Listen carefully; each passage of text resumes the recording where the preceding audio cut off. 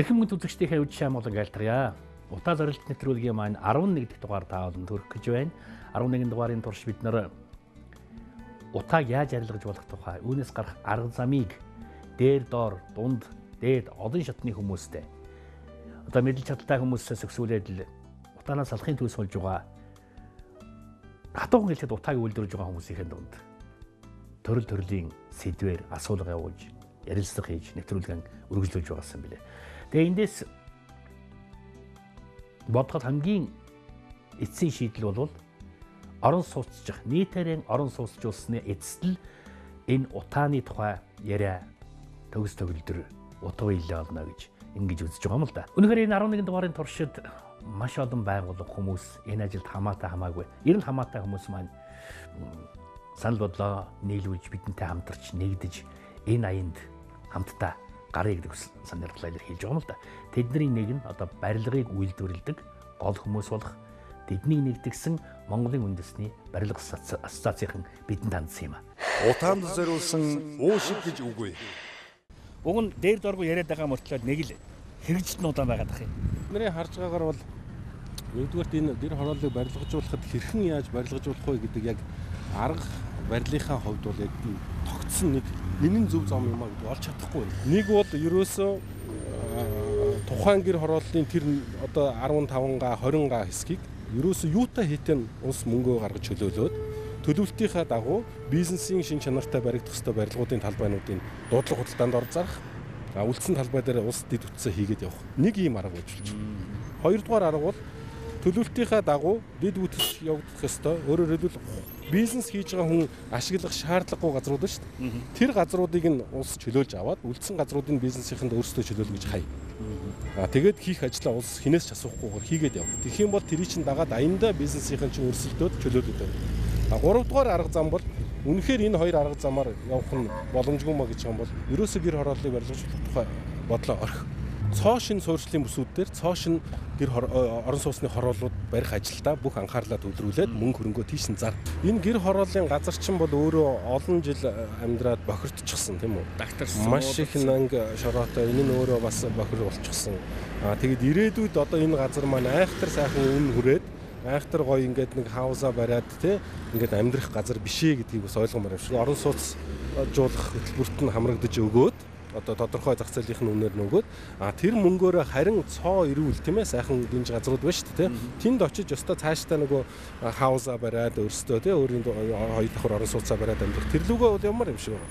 Ассоциацийн хувьд бол ер нь энэ утаагүйжүүлэхтэй холбоотой барилгажуулахтай холбоотой өөрсдийнхөө зүгээс гишүүн компаниудынхаа зүгээс бол аюул хүчин чармаалт гаргаж байгаа байхгүй юу гэхээр одоо гишүүн бүх баг компаниуд нийлээд консорциумууд болж нэгдээд тийм ээ.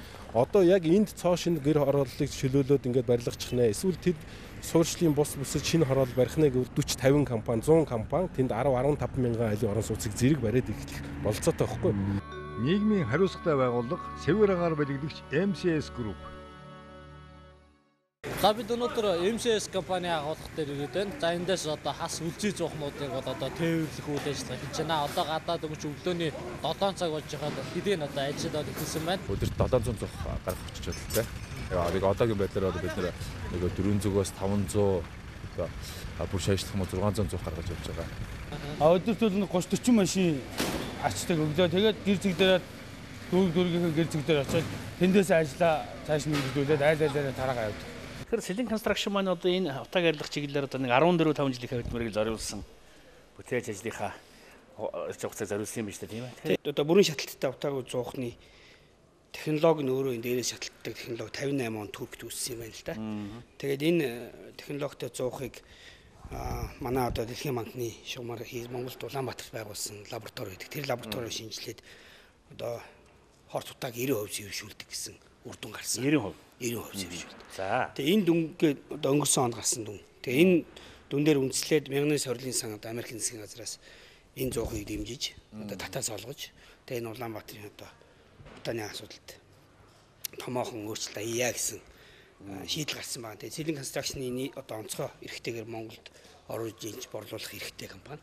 За нэгэнт одоо төслийн шугамар эхний ээлжинд 70 мянган айлыг хамарна гэж гарсан учраас их хэмжээний хөрөнгө мөнгө шаардлагатай болж байгаа. Тийм учраас MCS Group одоо өөрийнхөө санхүүгийн хувьд тэр их хөрөнгийг гаргаад энэ 70 мянган зуухыг татж ирэх ажлыг өөрсдөө одоо эрсдэл хүлээж байгаа гэсэн үг шүү дээ. Тэгж байна. 100 нь одоо борлогдохгүй бол тэгэл эрсдэл хүлээнэ гэсэн үг. Тэгэхээр тийм хэмжээний хөрөнгө мөнгийг гаргаж одоо энэ төслийг урагшин ахиулахын тулд одоо хамтарч оролцож байгаа.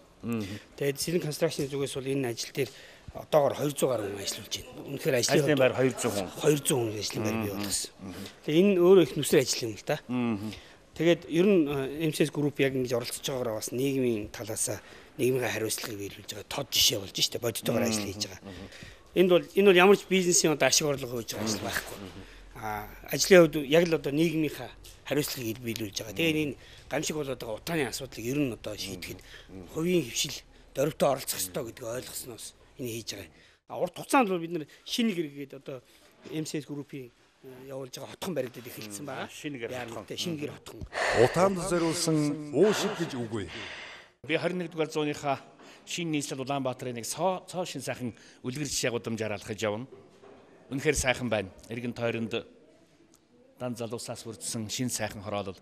Яг ийм хороолол хаа байдаг вэ гэж та бүгд гайхаж байж магадгүй. Гэхдээ энэ өнөөдөртөө бол яг биеийг олж амжаагүй байгаа хороолол. Хэдхэн жилийн дараа бид яг ийм хороолол ийм сайхан гудамжаар явах болно.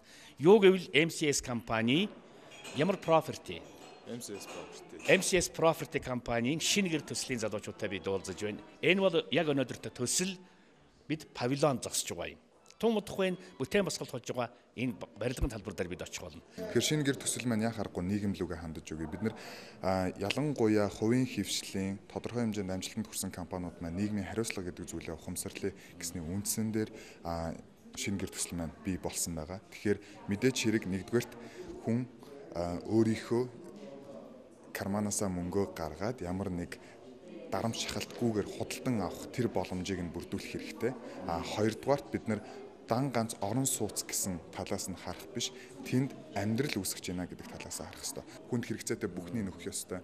Магадгүй маш гоё үйлчилгээний талбай үүсгээд тэнд хүүхдүүд инээлдээд гүйх ёстой байх тийм ээ. Тэгэхээр тэр бүхнийг шинэ гэр төсөл маань өөртөө шингээж өгсөн учраас ерөнхийдөө нийгмийн хариуцлага үүрч чадсан төсөл болж байгаа гэж бодож байгаа. Та төслийн маань бас нэг бүр нэг асгатын зорилго нь бол ерөөсөө явж магадгүй шин эдийн засгийн соёлын шин нийслэлийг төлрүүлээ бий болгоё гэдэг юм дээр байгаа юм л да. Тэрний ч бас нэг хэсгэнж гэдэг юм уу бас нэг дамжаа өнгөрөх гүүрэн ч юм бол шинэ гэр төсөл маань зөвхөн Улаанбаатар хоттой биш. Магадгүй улс орон даяар хэрэгжих ёстой зүйл. Тэр одоо Улаанбаатарын араас утааны эрчим төлөвлөлт рүү явж байгаа дархан эрдэнтийн төвшөлт юм уу Чаваас аймагт бас ийм байх ёстой. Тэгээд тэрний нэг тод жишээ гэх юм бол цогццын сум байгаа. Цогццын сум маань анх та бүхэн мэдж байгаа 3200 орчим хүн амтай эхэлж исэн бол хот тий тосгон гэж яригддаг байсан бол өнөөдөр тэр бол хот болох тэр эхнийхээ аргачлалыг хэрэглээд тавигдсан байгаа. Нэгсэндээ шинэ гэр цэцгийн хороолол гэж бий болж байгаа. Тийм. За энэ 30 м2-тай ч юм болохоор сая хойдлын цаг руу үзсэн тий. Гэхдээ бас энэ чинь зурган дээрээс харахад ерөнхийдөө иймэрхүү байдал дараад хоёр өнгийн сонголт өгнө, бор өнгнөөс, шаргал өнгнөөс гэсэн тавилганы өнгийн сонголтуудыг бол өгж байгаа. Одоо энэ 3 инээр байгаа. Ийшээ нийтдээ одоо энэ чинь 250-д машины ээлжсэл энэ жижиг засалуудтай нийлээ 300-д машины ээлжсэлтэй 10 м 20 хүртэл өндөр зөв хүртэл тийм өндөр таацтай мазартны өндрийг оруулсан тийм налуу тээвэртэй байр. 5 давхрын гол руу гэхэлээ давхар үсцсэн маа үнэн нэмэгддэг байгаа шүү дээ. 2-оос 5 давхар хүртэл хүмүүс амьдрна. 5 давхар гэх юм бол гол руугаа харсан 30 м2 гэх юм бол 39 сая 500 мянган төгрөгийн үнэтэй болж байна. Та үүнийхээ урьдчилгаа 20% төлөөл үлдэгдэл 80% банкны зээл хамрагдаж болно. Барьцаалах хөрөнгө шаардахгүй баригдж байгаа байр маань өөрөө барьцаа хөрөнгө бол авчих тийм байхгүй.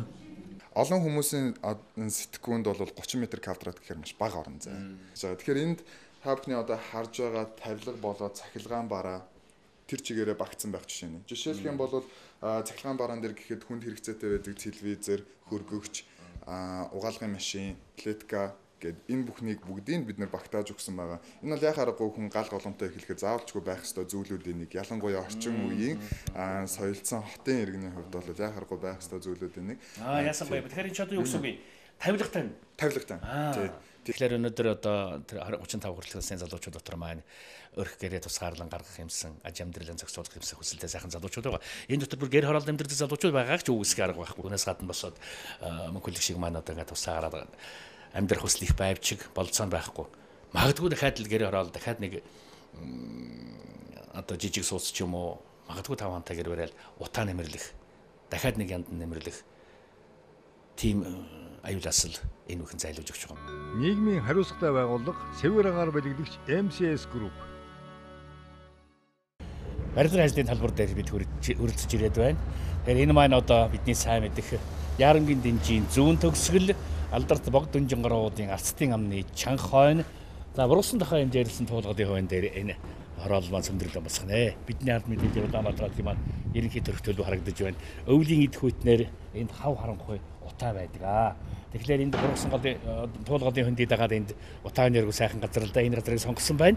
Тэгээд ч магадгүй энэ хороол бол утаа үйлдвэрлэхгүй юм чинь энэс урагшаа богд дүнжин гаруу чиглэсэн утааны их нүүдлийг сааруулах эрхэм сайхан ая талын эднэр их сайхан бодож таатаж олсон байна л да. Тэгэхээр гэр хорооллын олон орхиайлуу залуучууд энэ хороололд ирж суунаа гэдээ бодохоор сайхан байна. 22% нь гэр хорооллын залуусынд юугаа өгсөн гэж байгаа тийм ээ. Захиалга авсан гэдэг. Борлуулалтын судалгаан дээр санагдсан тийм байгаа.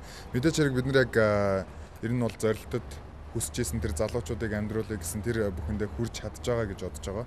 Улаанбаатар хот маань орон сууцжуулах хөтөлбөрийг зөвхөн MCS Group-ийн компани биш, зөвхөн одоо энэ шинэ гэр төсөл биш. Яг энэ бүхнээс санаа аваад өшөө олон компаниуд цаашдаа магадгүй иргэн өөрөө энэ хөдөлгөөнд оролцох хэрэгтэй байх гэж боддог. Тэгжээж бид нэр энэ аимшигтай утааны ард гарах гэж бодож байгаа тийм. Ухаанд дэлхийн улсынхан зүрх тарихыг нийслэл хэмээдэг юм. Удмын нүүдэлчийн үнээр унган төрөл хэлээрэн хүрээ гэдэг. Хүрээлэх, дугуйрах, нэгдэх. Бөмбөрцөг цагаан германч хүрээ загварын сонгодог хэлбэр. Тэнд эцэг хийгээд их элбэр журамт ахан дүүс өтгөс хийгээд нялхсан цөм бүрэн. Агад тэднийх нэг нь эвийн саруул өргөндө мансуурлын хорт хар тамхи татаад хэлбэл юу болгосон. Өрхийн тэргүүн төвчхүү, өндөр өвөг хүлцхүү, өрөвлөгт нялхас маань тэсвэрлэхүү. Утаанаас ангид уушгийг угтаан бидэнд байгаль их заяагаа нүгүй. Хахир өвлч ба хамаагүй хамгийн гол нь тархин чүглсэн утаагаан үлдэн хөөцгөй.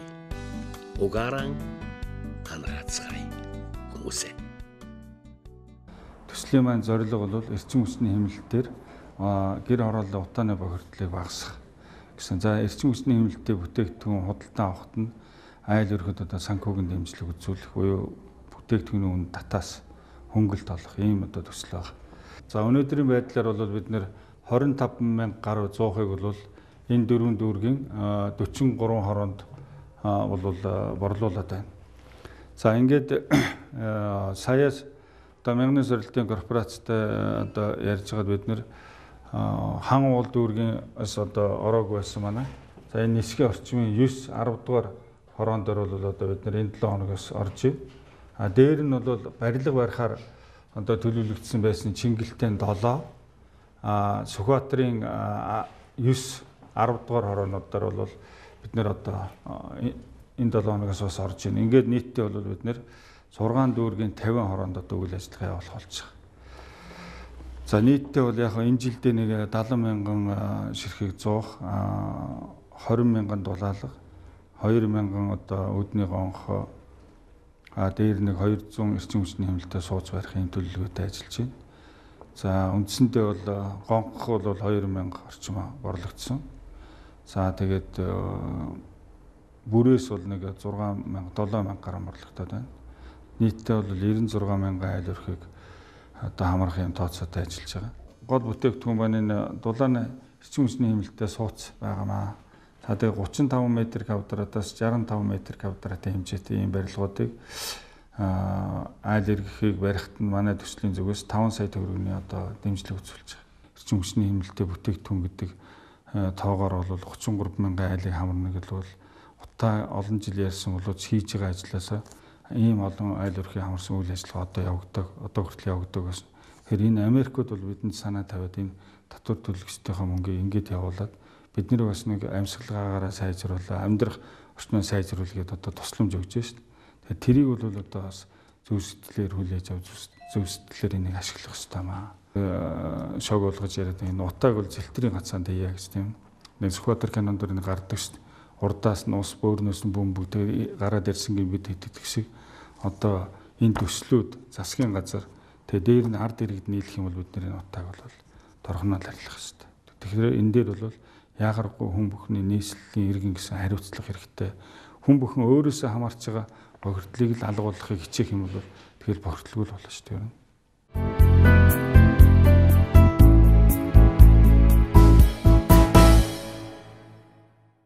Үнэхээр холын Америк нутгаас дэлхий дахин бидэнд санаа зовж утаанаасаа салаасаа гэж шинэ Америкийн мянганы сарлын сан буюу Америкийн татвар төлөгч ард түмний мөнгнөөс бидэнд ирүүлж байна шүү дээ. Гэхдээ энэ үн шиг хавар завшаан гэж хаа байх вэ? Эрчим хүчийн хэмнэлтэй бүтээгдэхүүнүүдийг зуухыг, гонхыг гэрийн дулаалгыг авах гэсэн хүсэлтэй хүмүүс олон байгаа боловч бэлэн мөнгөний гачаал гэж айхтар зүйл байна. Үнэхээр санаа нь байгаас чинь хөрөхгүй байгаа тийм хүмүүс байгаа юм байна. Тэгэхээр манай нэвтрүүлгийг дэмжиж бидэнтэй хамтран ажиллагч Эко Хас банк маань энэ зээлийн үйл ажиллагаан дээр ямар хөнгөлтийн хүмүүстэй үзүүлж чадхаар байгаа юм бол энийг бүгдээрээ сонирхоод байна. Нийгмийн хариуцлагатай байгууллага Эко үйлчлэгийг дэмжигч Хас банк. Утааны эсрэг энэ 100 дулаалга гэсэн төслүүд дээр хамтарч ажиллаж байгаа. Тэгээ яг зээл гаргахын төвшөнд бол яг асуудал бол банкны зүгээс бага байдаг. Иргэдээс болохоор гэр зэгтэйгээ ойрхон очиж уулзаж мэдээлэл аваад тэгээд гол нь бүрдүүлэх бичиг баримтуудаа сайн бүрдүүлчих хэрэгтэй байна л да. Зээл авах ч гэсэн одоо ямар нөхцлүүд илүү одоо иргэд таатай нөхцлүүд байна вэ? Манайх зээл нь бол нэг 3-аас нэг өдөртөө ер нь шийдэж өгч байгаа. Тэгээд манай нэг бус зээлийг бол нөхцөл нь хөргөсөн байгаа. Нэг хүн ногд хорлол нь 30,000-аас дээш байгаа тохиолдолд бол манай эко зээлд хамрагдах юм боломжтой. Уг авж байгаа бүтээгдэхүүн маань өөрөө болохоор барьцаа хөрөнгө болчихж байгаа л да. Зээлийн хүү маань болохоор 1.4% хүүтэй тогтмол хүүтэй байгаа. Тэгэхээр альва банкны байгуулагч бай, бизнесийн байгуулагч бай, ямар нэг хэмжээгээр ашигын төлөө байдаг ч тийм ээ. Хэн ч алдагдaltaй ажиллахыг хүсдэггүй л дээ тийм ээ. Тэгэхээр энэ одоо ухаан үйл ажиллагааг энэ одоо зээлийн нөхцөлийг явуулсаар банкнд хэр зэрэг ашигтай вэ? Эсвэл одоо